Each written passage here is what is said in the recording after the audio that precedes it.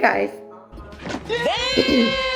Hey guys, it's your girl Maya here from Iman Designs, and I'm here with a quick little video. So I wanted to start making videos of mini tutorials or just how I find my work and how I do other things within the design realm. So I wanted to share with you guys. So let's get started. So today I'm going to be showing you guys how I illustrate an image. So we'll start really with the simple bases with skin, shadowing, and then I'll show you guys the details in another video. So let's get into it. You guys can see my video on my Instagram. Go check that out because I show you guys how I do a little bit of searching for inspo. So this is the image I really caught my eyes. So let's try to do her. So let's copy this image. So now that we're in Illustrator, let's choose what size we want to draw. Since this is something that I'll probably post on my design page, I do it in the size of the Instagram size. So I go to inches, or pixels, maybe be a little easier.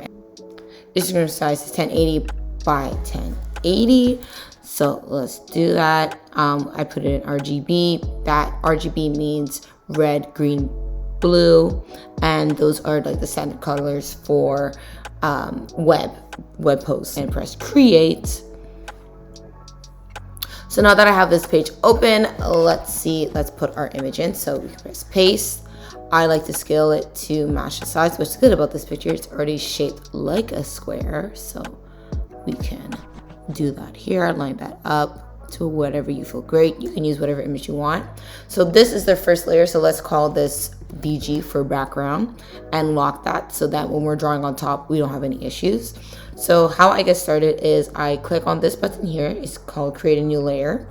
And I call this layer skin.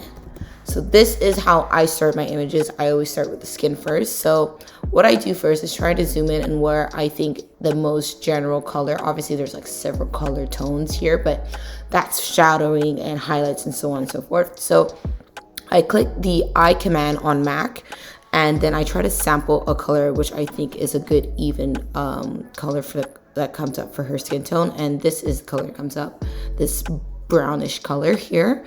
And if I don't like it, I can always like change it or darken it or whatever the case may be, but let's just go with that. Oops, let's try here. There we go. And then I go by clicking the pen tool. So this is the pen tool up here, or you can press the P on your Mac. And then I start by zooming in and really trying to trace as accurately as possible her body. And don't worry about the hair and the clothing and all that other stuff. Just try to get the basis of that first. And for example, let's say here there's a corner and whatever, you don't like this corner, it's too exaggerated. You can press the A tool and then play with this portion here, which is called an anchor. So you can adjust how that angle goes. So we're good here. Let's just go back and then continue on.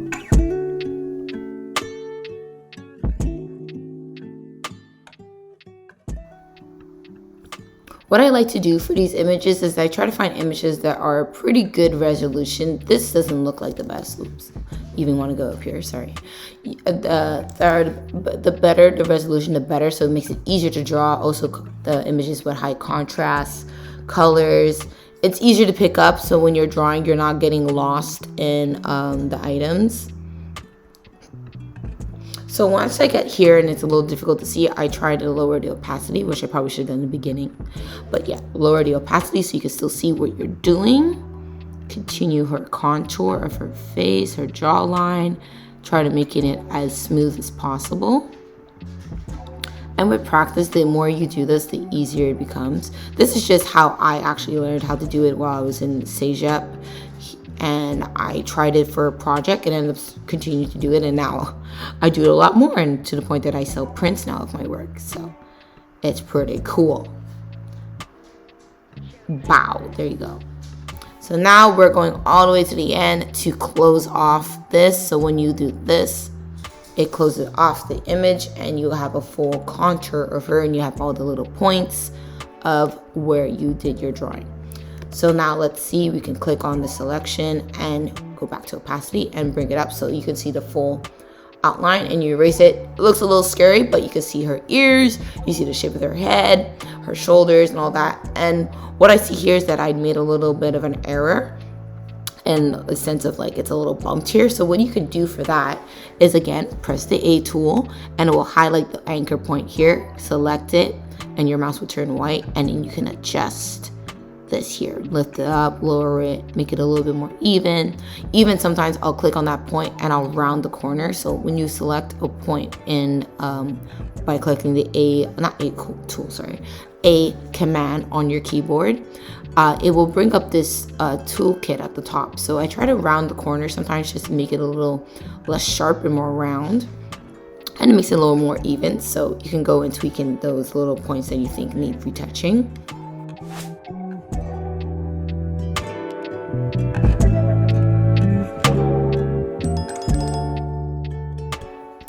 So you can see here I have a little bit of a white space, so that's fine. We can select this with the A key on your Mac, and then drag that down so it doesn't have any issues here. Let's go up and check on the other side. I can already see there's a little bit of a problem, and we can just zoom in here with the zoom in and select that, bring that in, drag that down a little bit, boom. And then you can press Command 0 and it centers everything and brings you to full scale. And there you go. That's the skin base we got going down. Next step. So let's get into the shadows. So what I do is I turn on the background layer, turn that on, turn off the skin layer so I can see everything, and make a new one. So here we're going to call this shadows / highlights. I kind of do 2 in 1. And then let's get into it. So what I try to do, I try to focus on the points where are like super highlighted. Like for example, this kind of glare from the light perspective is glowing really high on this portion of her face here. And it slowly gets a little bit darker, and this is where we can add some darker shadows. So let's start from her face and we can get into further on. So again, we click the eye key and you can do the little eyedrop tool and pick the color. It gives us this kind of lightish taupey color. So let's see how we like it. So press the P for the pen tool and start tracing that shape. And it's okay if you get over the details of the hair and stuff, because we're gonna continue that elsewhere. I'm not sure if I like this color, to be honest, so I'm going to lighten it. So I'll select it, click the square color, and kind of make it make it a little bit lighter. I don't want it to be gray, but more white. There we go. And then we can continue for the other points here.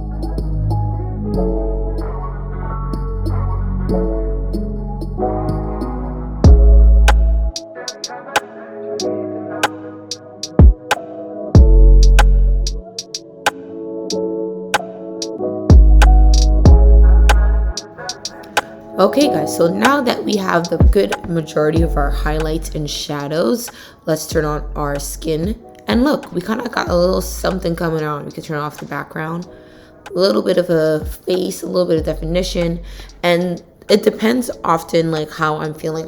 Sometimes I like where my final result kind of looks like this, where it's blotchy, and sometimes I'm like, okay, no, I want to blend. So today we're gonna blend and we're gonna see where it takes us. So now that we have that going in, we'll do the hair definition. So again, I lock my file, press create new, and we're gonna name this hair, and then we can get into going. So let's turn off our skin so that we can see a little better. And even I'd say we'll turn off the shadow just so that we can really get in there for the hair. Her hair is a really nice black color.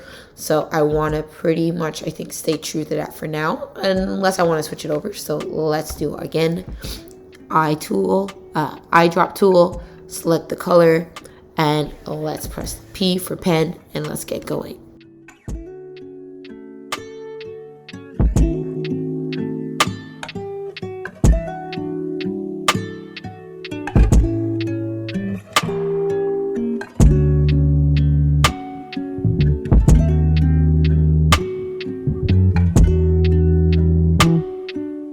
Okay guys, so we got our baby hairs a little lined up here. Now let's get into those little holes. So these little parts here, because if we make everything, let's do Command A to select everything and put our opacity on full blast. We have all these, there's no holes here, and whereas in the original photo, there's the separations for her braids. So let's get into that and how we can refine that up and remove those. So let's select that. Let's change the opacity to pretty low here, and let's zoom in. So what I like to do sometimes is using the erase tool. So here, if you double click on it, you can change your angle of what it is, the roundness of it, if you want it flat or like really round, and the size as well. So I'm gonna do, I guess, somewhere in the middle. And this is, I guess this is more so if you have like a pen on a pad. So yeah, so let's just choose this. Let's start off, see if we like it. See, for me, this is a little too big. So on your key, there's the bracket button. So you can press that to make it smaller. And let's zoom in and start gently erasing. So we can do that. Get into those little corners. Erasing those little excess stuff that we don't need.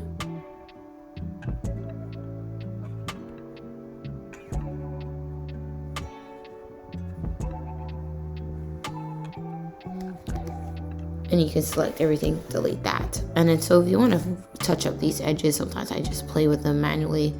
I press the A key and then I just start pulling some of the edges around to make it a little more clean, like so it matches like the way the braid is shaped. And there we go. And then we can move on to the next section. So we'll be continuing to do that, to do all these little holes that are supposed to be there until it's done.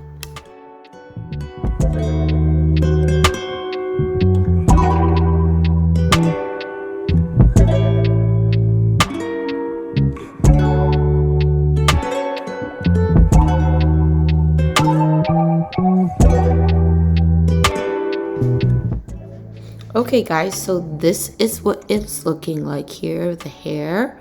Let's take this off. So see, I cut off all the edges, and with whatever your image is, you can do the same thing. Use the eraser tool to erase some of that. And let's see what she's looking like with the shadow and her skin. And this is what we got so far, guys. It's looking pretty good so far. We got pretty far in this layout.